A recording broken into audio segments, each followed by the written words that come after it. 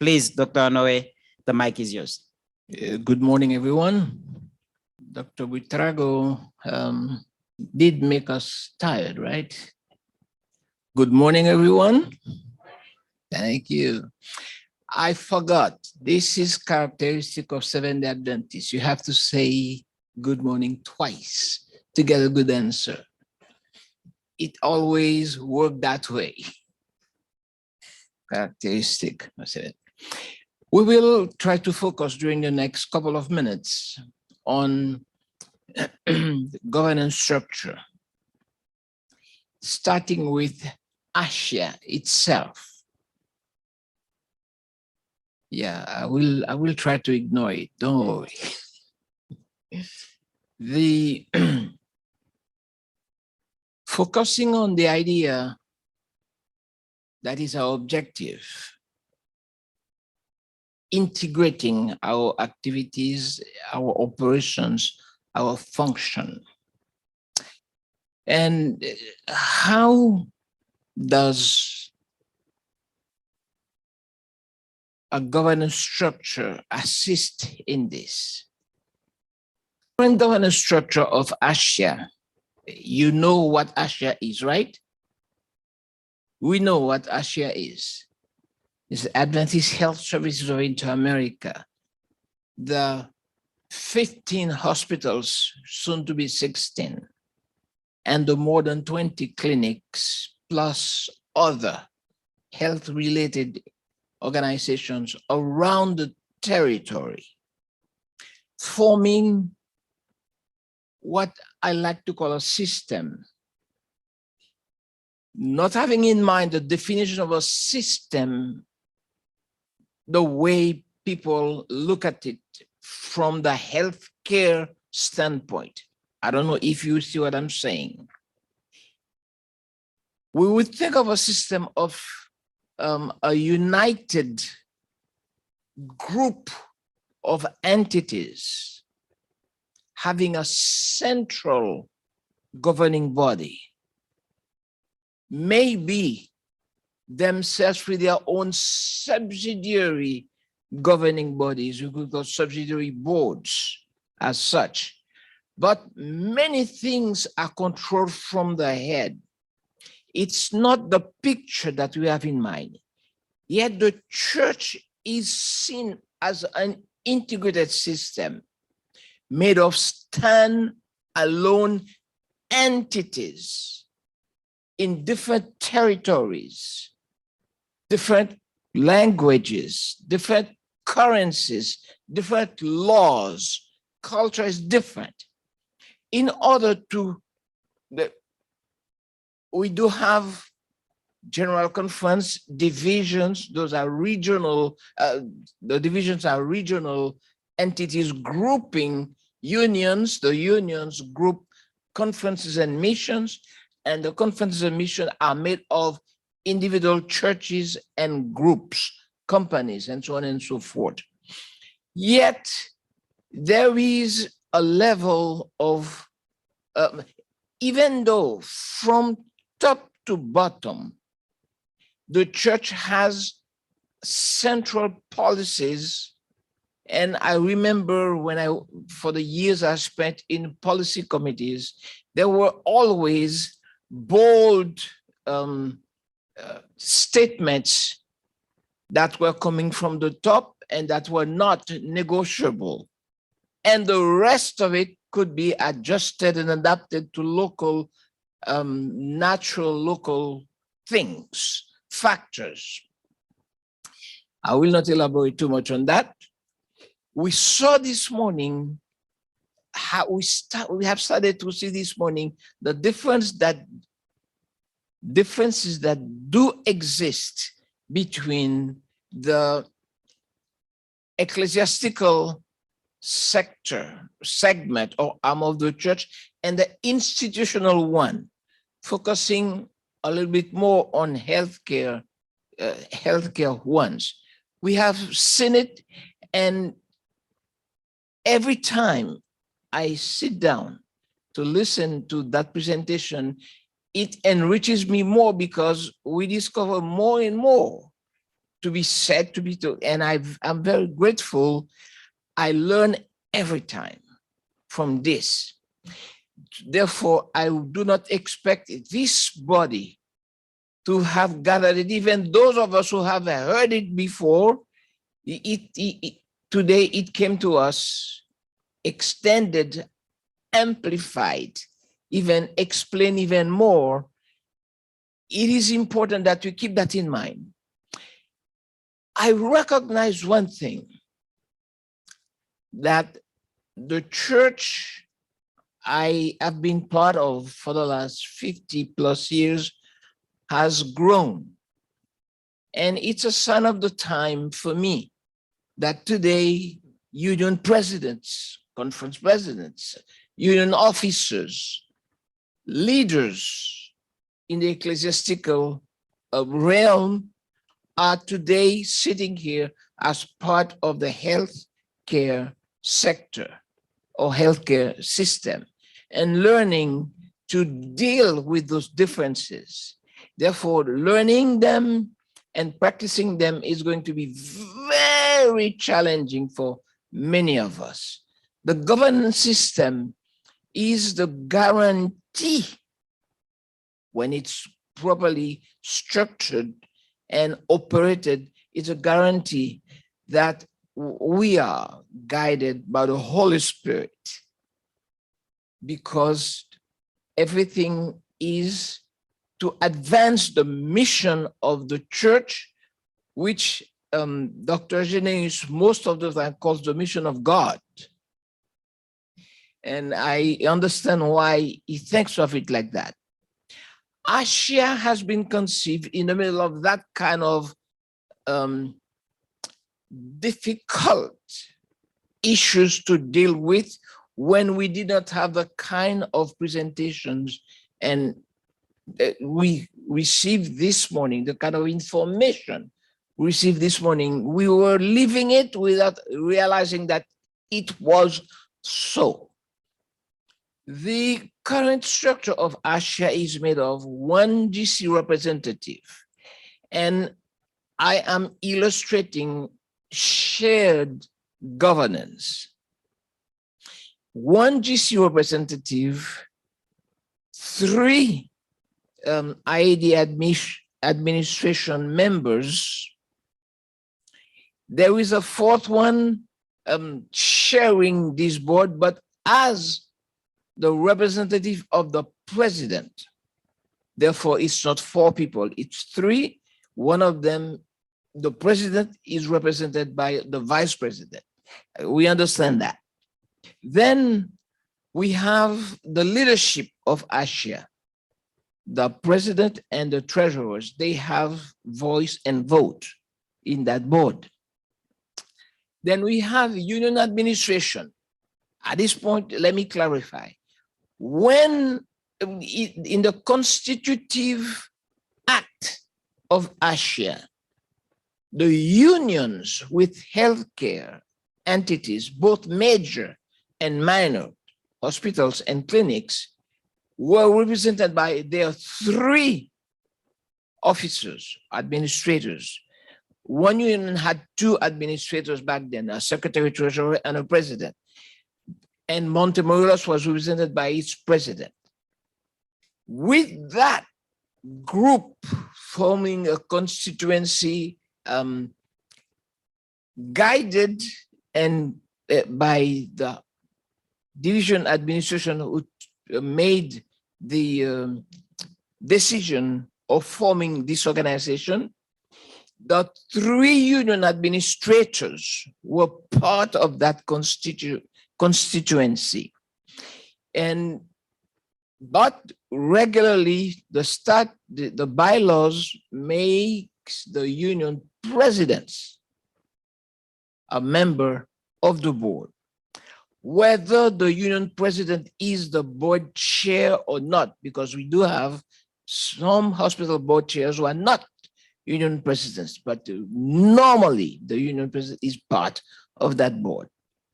Then when we started, the hospital CEOs were members of this body by rotation.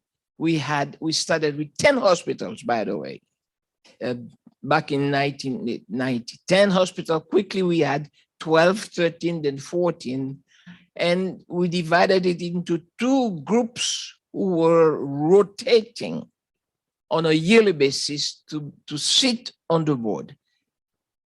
Today, it has been changed, amended in such a way that all the hospital administrators are members of this board. And then the AHI president. Now, AHI is a major partner that assisted this division in the setting of this organization and in the full support of all the hospitals of the territory. An MOU was signed from the beginning between the union administration.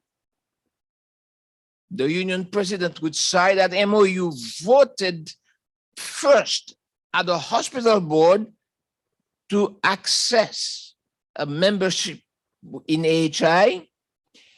Such vote taken by the hospital board was sent to the union executive committee, voted by the union executive committee, authorizing the president to sign that request that was forwarded to the division, voted at the division level, and also signed by the division president and sent up to the HI board. HI board would vote to accept or table or postpone or reject a request. Then the HI president would sign that MOU. That basic MOU was established, therefore, considered as a direct MOU between HI and the local institution, but with the blessing of the division administration and the union administration. We are clear. I hope I'm well understood. I'm talking about history to come to what we do have today. Because this was the way towards benefiting from the resources, technical, professional, financial, and otherwise, provided by AHI and its own resources to the members, member institution signing that MOU. We were uncomfortable with that situation. At the beginning, it was one hospital, then quickly two, DMH in Guyana and Hospital Adventist of Haiti in Haiti. And within the next 1.5 years, we had quickly 9 hospitals signing that MOU. What did happen with the other hospitals?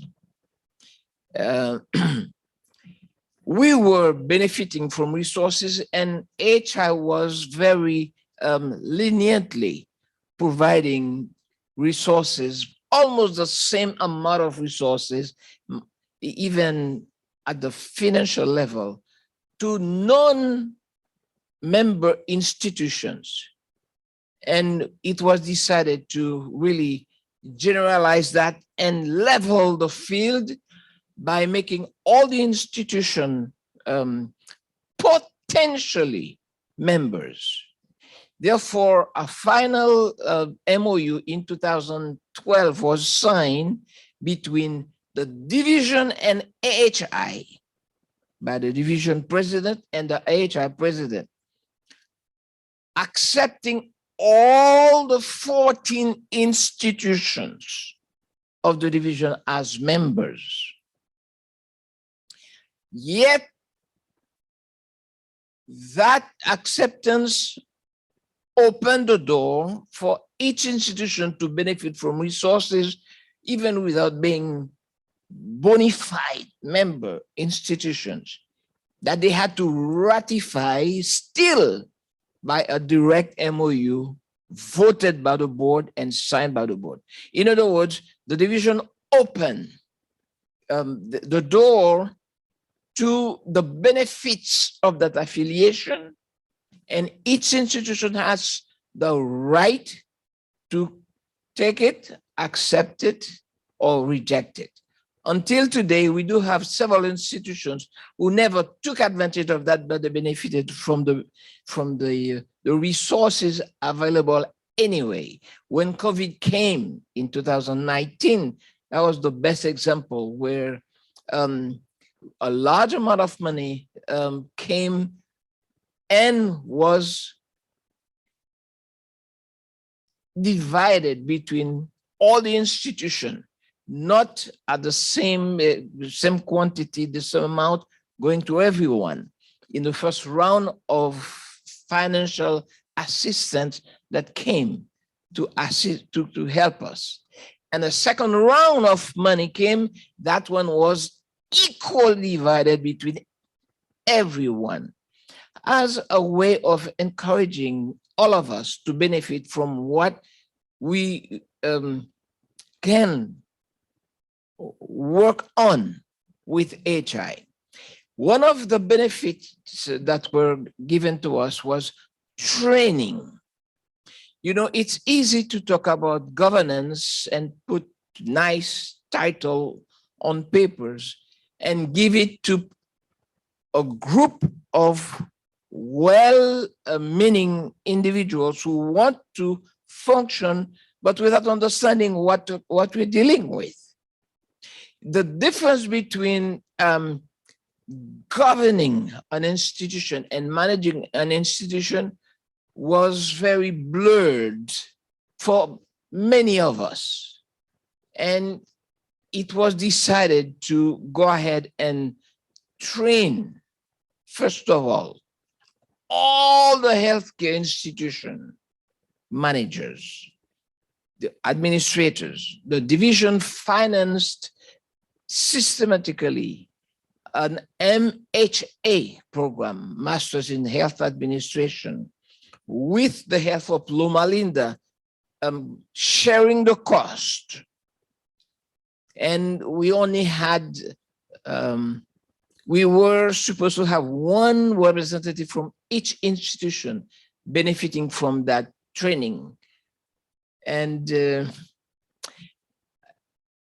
let me share the bad news with you today. I was part of that training and I am the only one left from that group. Turnover took care of it.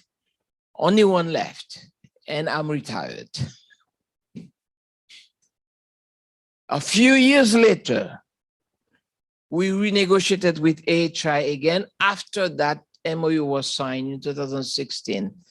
And in 2017, we had leadership, the health administration professional certificate, course provided during a year of intense training, where 3 sessions were organized during that year, and all the institutions' leadership, CEOs, administrators, treasurers, medical directors, nursing directors, chaplains, and those who were, it was done in Mexico, in Cancun, Mexico. Those institutions who were local in Mexico had a chance to bring even their accountants to that program. All of it financed by ASHA, by the division through ASHA and AHI. Therefore, I took the time to say this to show how AHI has been a systematic, powerful lever allowing this organization to function effectively as a major partner. We also have another major partner, that is Advent Health, that has one representative on the board. That gives us 35 members of the board and a small army of consultants and volunteers who are not board members, but they are invited to board and have voices without vote in all of this.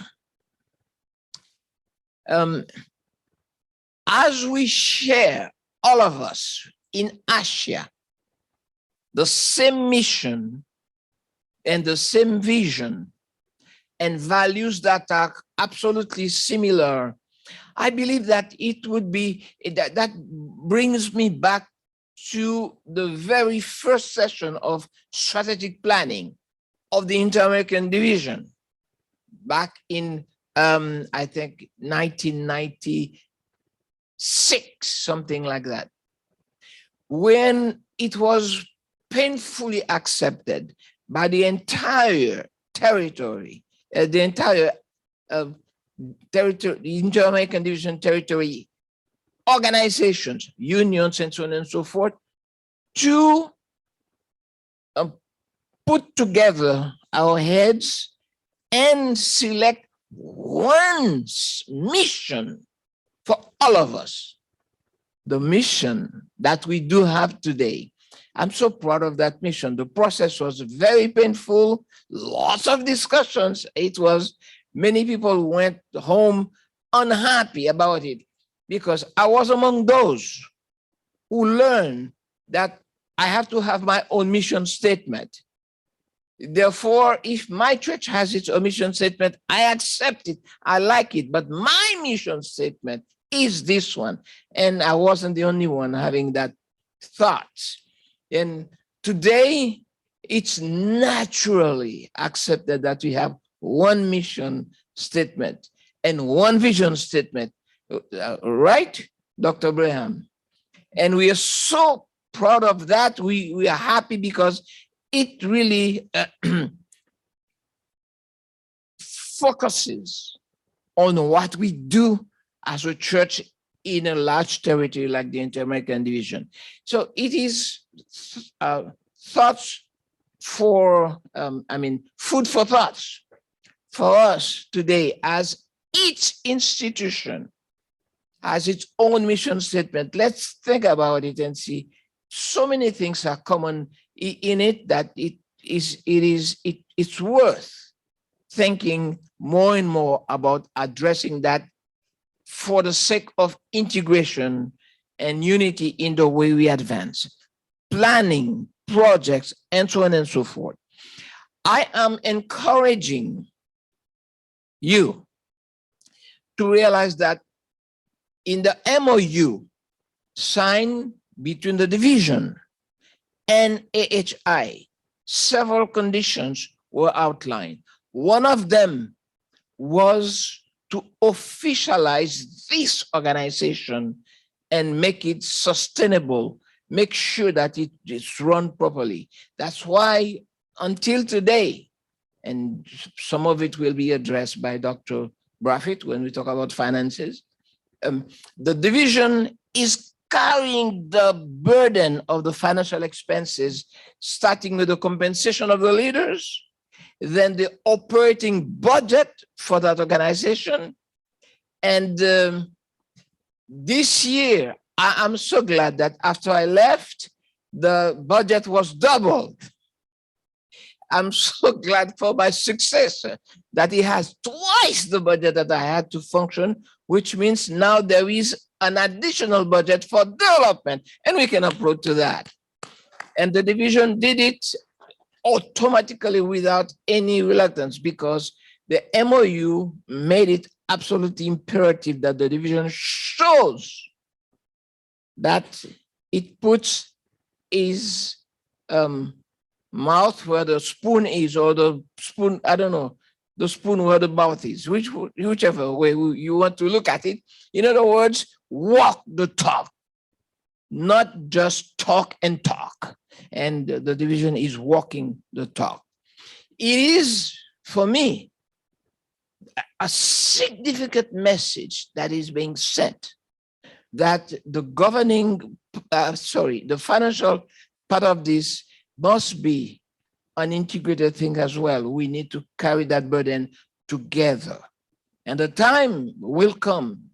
It's part of our bylaws that the individual institutions and their sponsors, the unions and Montemorelos or other organizations, will also foot the bill and carry the burden, whether it's financial or otherwise. This will be sustained also in the presentation of the mission by Dr. Braham, because it's the same organization practically. And finally, this organization has the obligation by bylaws to foster, encourage, support, and make and enable the local sponsoring organization run proper institutions serving the communities around those institutions in the various territories, starting with a stellar board system, functioning with specific commissions to perform the tasks that are devoted to a functional board in an institution. We have regulatory bodies in many areas. In some areas, those regulatory bodies are not very functional, professionally speaking, but they are very aggressive, politically speaking. Therefore, it is important that we keep our identity the way it has always been. Quality is not imposed by regulatory and agencies for us. Quality is part of our DNA. That's who we are. Christian, the mission of Jesus Christ, the ministry of Jesus Christ serving the sick is qualified by quality. And we are not forced to do it because it's a regulation. We do it because that's the right thing to do. And therefore, whether there are accrediting bodies in our countries or not, ASIA must make sure that our own structure reflects our intentionality, our intention to really serve with dignity, wisdom, and efficiency. And it's my great joy to see us moving in that direction, because ASIA board has an advisory entity based on quality, so that this will become also part of what we do in all our institutions. As the time is up, I will keep the rest for the questions that will absolutely and surely come through the regular line set for it. Thank you very much.